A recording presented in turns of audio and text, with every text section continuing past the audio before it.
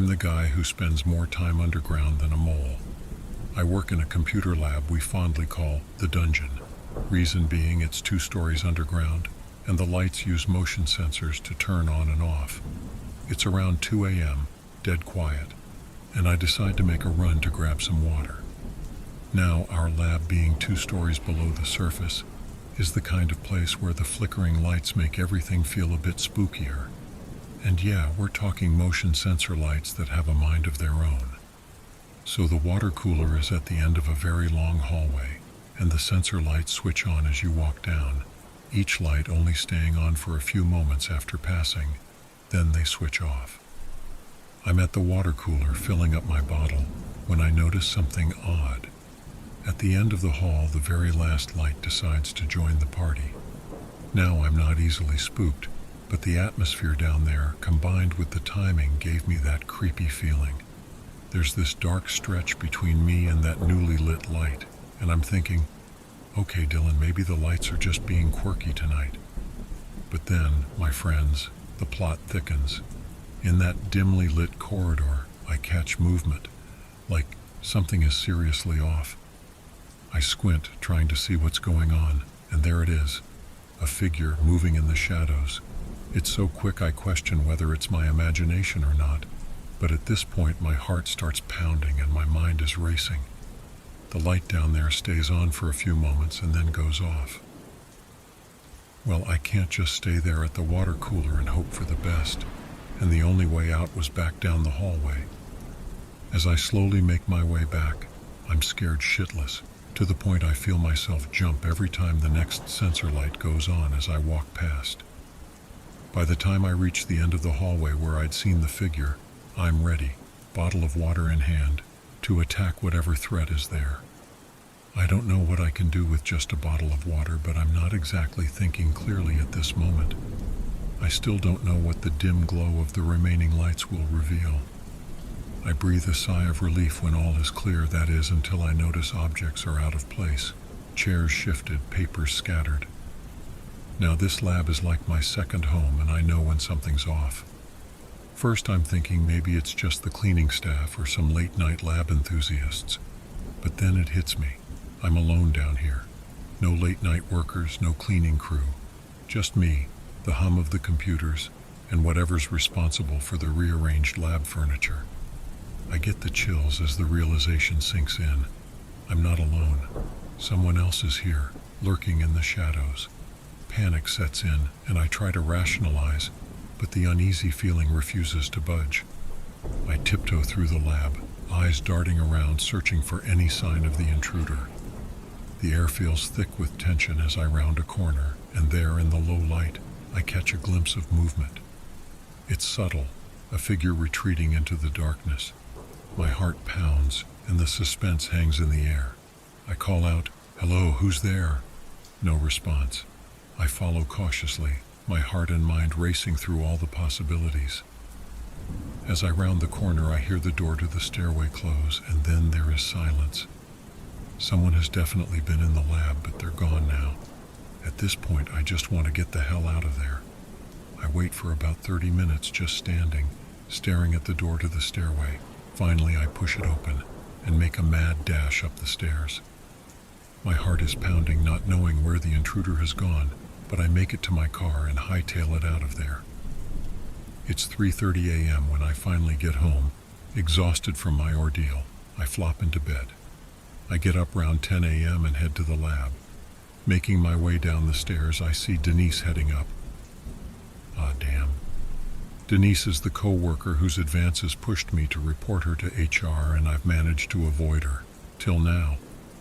We pass each other. She's looking at me with a stupid grin on her face like she knows something. I'm already feeling on edge from the previous night, and seeing Denise just put me more on edge. She was relentless in her pursuit and made me seriously uncomfortable.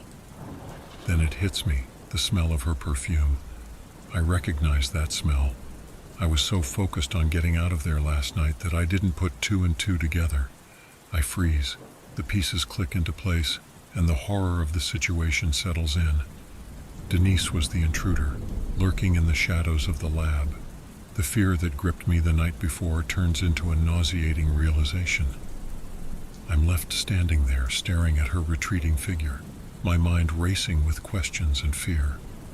What was she doing there, and why was she grinning like she knew something? The lab, once a sanctuary, now feels tainted by the sinister presence of a coworker with a vendetta. As Denise disappears from view, I realize the danger I faced was closer than I could have ever imagined.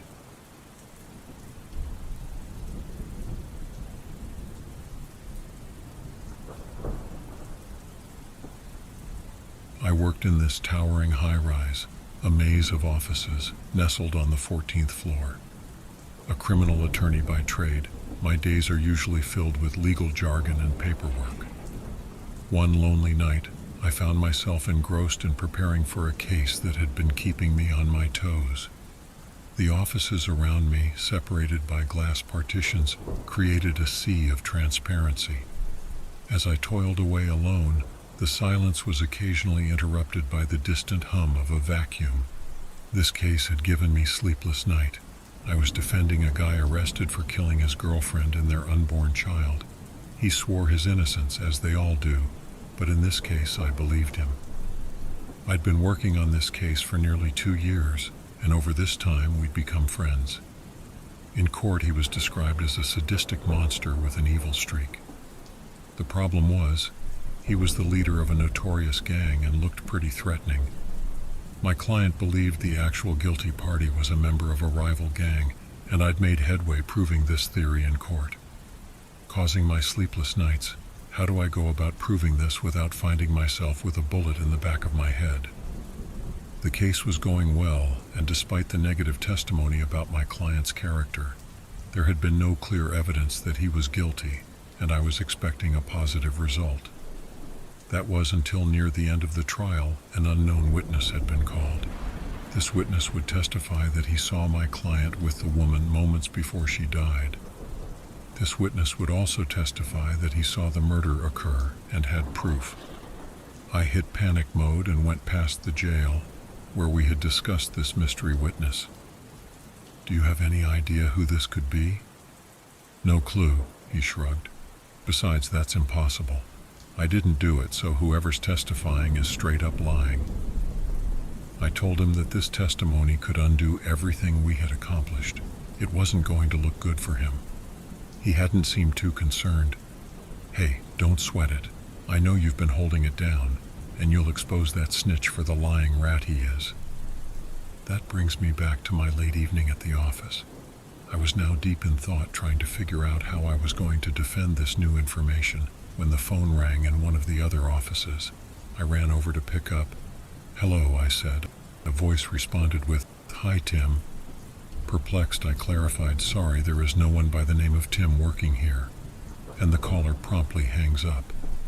Odd, but no cause for alarm, I thought. However, this peculiar exchange became a disconcerting pattern. Call after call, the same routine unfolds. "Hi, Tim," they'd say, and my insistence on the absence of Tim became a broken record. Frustration festered within me as the calls persisted. Annoyed and weary, I snapped at the mysterious caller. "There's no Tim here, stop fucking calling," I shouted into the phone, expecting an end to this bizarre interaction. But that is where our story took a sinister turn. The voice on the other end, once casual and harmless, morphed into a chilling whisper. "Jason, you shouldn't have done that." Oh shit, the realization hits me. The caller knew my name. I stammered, "Who is this? What do you want?" The response was laden with malice. "Are you sure you don't know Tim?" Once again the caller hung up. Panic tightened its grip on me as I grappled with the revelation that this was no random prank caller. I was shaking, looking around the office to make sure no one had snuck in. I gathered my papers and hurried out. The phone rang again and I couldn't help myself. I answered, not saying a word. I heard what I could only explain as a gurgling sound, then silence. I hung up and one of the other phones rang. I answered, not saying a word. All the unidentified caller said was, "Tim is no more." The call stopped and I went home feeling drained and shaken. In court the next morning, my client was looking relaxed and confident. The judge asked the prosecution to call their last witness. The prosecutor stood up saying, "May we approach Your Honor?" The judge nodded. "It seems our witness won't be testifying," he said. The judge replied, "If you have no further witnesses, will you be resting your case?" To which he nodded. I was relieved. Looks like we had dodged a bullet. On walking back, the prosecutor looked at me and said, "Tim was a stand-up guy. Now he's dead." My step faltered. I looked over at my client, who just winked. He winked at me like we had some unspoken understanding. It hit me then. My client was guilty as hell. He had manipulated me, and to top it all, he wanted me to know it. This cruel, sadistic, evil man had, with the calls from last night, made sure I knew the truth. That evil son of a bitch got away with murder, and he knew I knew.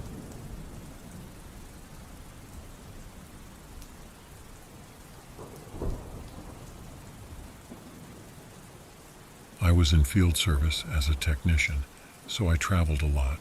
Mostly my job was uneventful. But on this occasion, I was dispatched to a customer in Texas.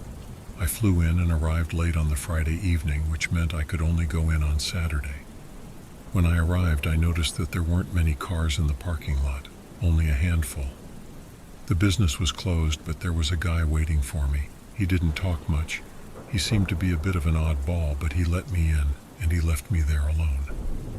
It's a large building about the size of 2 football fields.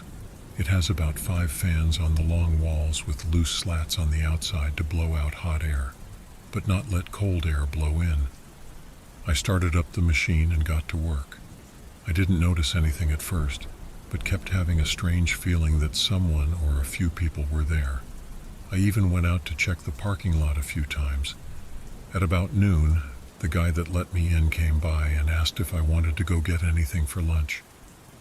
I told him that I was fine and continued working. He gave me his number to call when I was close to being done so that he could come lock up. Shortly after he left, I started hearing footsteps all around me, like people casually walking down aisles but stopping as soon as I got near the few times I would investigate. This was starting to freak me out. I smoke, so I was outside almost hourly, and it was a calm and cool day without any wind. When it wasn't footsteps, I started hearing the slats moving about as if there was wind. I couldn't get a good look from the inside because of the fans, and it just looked as if wind was causing them to flap. But I walked out and there wasn't any wind.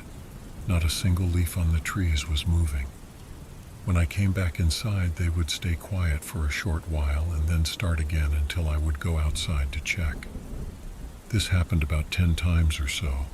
The creepiest part of being there was seeing what appeared to be people walk past equipment in my peripheral vision, but not seeing anything when I would turn around.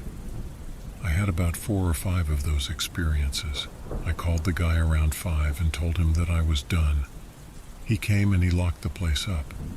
I didn't think about it at the time, but I remembered that he wouldn't come inside.